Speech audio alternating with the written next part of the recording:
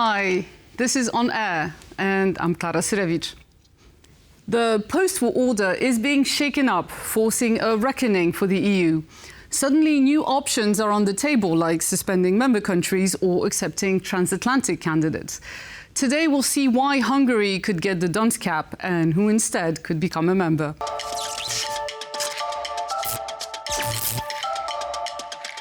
For much of Hungary's 20-year EU membership, the Fidesz government has plastered billboards declaring, "We won't dance to Brussels tune," some addressed directly to Brussels. Then came the emoji campaign, asking, "Does Brussels make you angry?" complete with a swearing emoji. When the war in Ukraine began, the new villain was Brussels, accused of dropping sanction bombs to destroy Hungary. These campaigns were funded with public money, much of it from Brussels. Between 2004 and 2022, Hungary received over 83 billion euros in EU funds, while contributing approximately 20 billion to the common budget. The country has been the third largest net recipient of EU funds, but accounts for just 1% of the bloc's economic output. By late 2023, in just 3 months, Viktor Orban's government had spent over 76 million euros on propaganda. The funds flowed to pro-Kremlin news media and even more extravagantly to sites where propaganda came wrapped in erotic content. The Hungarian government always excelled at fabricating boogeymen like Brussels or George Soros and amplifying conspiracy theories. With Trump back in power, it recalibrated its smear campaigns to target Ukraine and independent journalists. This had unraveled under the EU's gaze for so long that everyone eventually stopped noticing. But thankfully, the EU's permissive parenting style is finally over. 2 weeks ago, the European Commission sued Hungary at the EU Court of Justice over its Russia-style foreign agent law, which targets NGOs, activists and journalists. The European Parliament backs the case, and 9 member states, including Poland, have joined the lawsuit, with 3 more expected to follow. Hungary's failure to tackle corruption has costed over €1 billion in future EU funding. As the New York Times puts it, Orban treats EU subsidies as a patronage system to enrich allies, protect his interests and punish rivals. With the EU's lowest score on Transparency International's corruption index, Hungary's government is openly labelled a kleptocracy. Adding to Hungary's troubles, the US Treasury sanctioned Antal Trojan, Orban's most powerful minister, who controls the cabinet office, oversees civilian intelligence, and runs a vast pro-government media empire. Trojan also managed Hungary's Pegasus spyware program, purchased with secret funds and used, like in Poland under the Law and Justice Party, to monitor the opposition. Trojan famously led the government's golden visa scheme, letting offshore companies linked to his associates sell residency permits and Schengen visas for €300,000. This allowed 15,000 poorly vetted Chinese nationals, 1,200 Russians and hundreds of Iranians to enter the EU. Among them were Assad's money launderers, the Russian spy chief's son, and a Russian mobster. Now, the real issue with cronyism on such scale is insufficient authoritarian control. Hungary isn't Russia or even Serbia, where elections are practically fail-proof. While EU money vanishes into oligarchs' pockets, the government must still answer to its citizens, and there's nowhere else to get more funds. Hát nem tartom magam oligarchának, egyszerűen dolgozom, és a munka eredménye. Mi az, hogy korrupció? Kire gondol, ki a korrupt? Ne tegyen föl buta kérdéseket. Valószínűleg lehet, hogy ön korrupt. Én biztos, hogy nem vagyok korrupt. A prime example is Viktor Orban's biggest economic project, the Paks power plant deal. Signed in 2014 with Russia's Rosatom, it strived to modernize Hungary's only nuclear plant, supplying 40% of the country's electricity.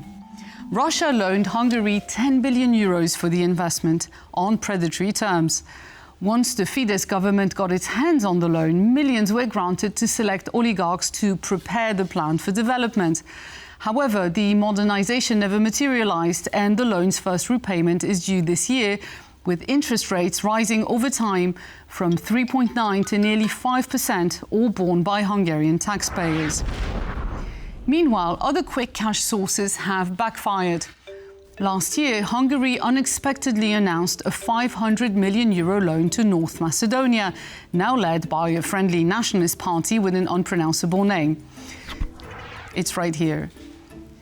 Given Hungary's money problems, everyone was flabbergasted. But soon after, data from the state debt agency revealed that just before, the government had taken a 1 billion euro loan from China. The two loans seemed connected, hinting that Hungary was being used as China's proxy. Since North Macedonia also seeks EU support, its leader had bombastically declared that no loans would come from Russia or China, insisting a European country would provide them. Orbán has championed Hungary as a gateway between China and the EU. He flung the door open to China's debt trap loans, which we covered in a previous program, and now Hungary has more debt/investments from China than Germany and France combined. Knowing he would need a substitute for the EU's frozen funds, Orbán hoped to secure a much larger loan during Xi Jinping's visit to Budapest last year. However, with key infrastructures already partially owned by China and the government clearly desperate for cash, he was probably compelled to front for China in exchange for the remaining 500 million. But fear not, a second deal emerged with another dear friend. Just last week, the country's foreign minister struck an agreement with Russia, and Hungary will now supply Transnistria with Russian gas. Transnistria, a pro-Russian separatist region along Moldova's border, faced an energy crisis after its agreement with Ukraine on gas transit expired. Instead of allowing the EU to provide 7.5 million euros to transport gas and push the region towards pro-European Moldova, Hungary derailed the move. But with so little money to go around and a hungry cast of oligarchs, it's no surprise that Hungary now serves as Russia and China's Trojan horse. Meanwhile, the leverage tools left at Orbán's disposal are shrinking. Hungary's rotating EU presidency was considered one of the most ineffective in the Union's history. Orbán knows he's being sidelined within the EU, even by ideologically proximate countries like Italy. His only real influence has been to threaten a veto on Sweden's NATO bid, Russian sanctions or Ukraine aid, then invariably backing down.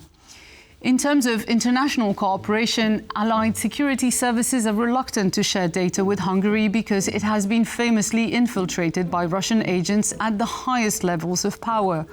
By playing an increasingly minor role in the EU, Hungary has paradoxically marginalized its influence in the US. Giorgia Meloni met with Trump, Marco Rubio with Polish Foreign Minister Radosław Sikorski, but no one from the new administration wanted to see Orbán or Hungary's foreign minister. As for China, Hungary makes sense mainly because it's within the EU. If it were ever ousted, even from the Schengen area, the incentive for further investment would be greatly diminished. Even Putin has ridiculed Orbán, who famously embarked on multiple mediation trips to Moscow. Days after his self-proclaimed peace mission, Russia bombed a children's hospital, killing 50. Following another visit, Orbán promised a Christmas ceasefire, while 170 missiles and drones hit Ukraine on Christmas Day. This is the same man who visited Putin in February 2022, claiming he did not see any intention of Russian aggression, 3 weeks before Putin ordered the full-scale invasion. As Ukraine's President Volodymyr Zelensky quipped, Orbán has no leverage over Russia. And yet he and his party have seemingly achieved the impossible. In power for over 10 years, they've raked in billions from the EU, funneled them to family and friends, and topped it off with anti-EU propaganda. They brought Hungary into NATO, yet made it strategically reliant on China and Russia. The EU missed its chance to discipline Hungary before the war and is now stuck with an adversary within its ranks. Its best hope is that through a semblance of democracy, the country may one day be swayed by voters away from the Fidesz magma that has enveloped it for years. But a reckoning within the EU is certainly coming. Speaking to Politico, the Lithuanian foreign minister said of Hungary, "The biggest problem is that we cannot make decisions and have political obstacles inside the EU. This is the time where we must draw the line between national interest and sabotage, between European interests and blackmail."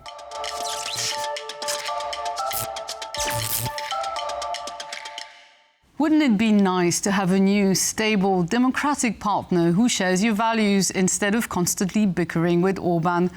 Someone who's been threatened with tariffs like the EU, someone with a very large territory, who speaks not one, but 2 official European languages. Ladies and gentlemen, meet your new potential match, Canada. These bold statements by the US president have shocked more than a few observers on the world stage. People really don't even know if Denmark has any legal right to it. But if they do, they should give it up because we need it for national security. Across the Atlantic, the response has been anything but muted.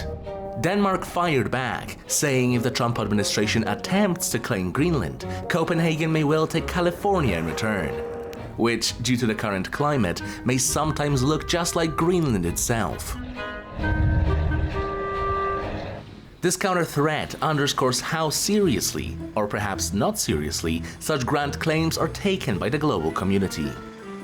Such was the case with Donald Trump's suggestion of retaking the Panama Canal, which was given to Panama by the Jimmy Carter administration. Meanwhile, another quirky idea has been gaining traction in diplomatic circles: Canada joining the European Union. While the notion might sound as bizarre as a maple leaf fluttering over the Atlantic in EU colors, there are some surprising merits to it. Beyond the unbelievable exterior, the proposal invites a serious debate about the evolving nature of international alliances in a world where traditional loyalties are constantly being redrawn. For now, the international community appears content to watch the spectacle unfold, exchanging jabs while keeping one eye on more pressing issues. As it turns out, sometimes a well-aimed joke speaks louder than any policy manifesto. And that's all for today's international matchmaking. See you next week, right on Women's Day.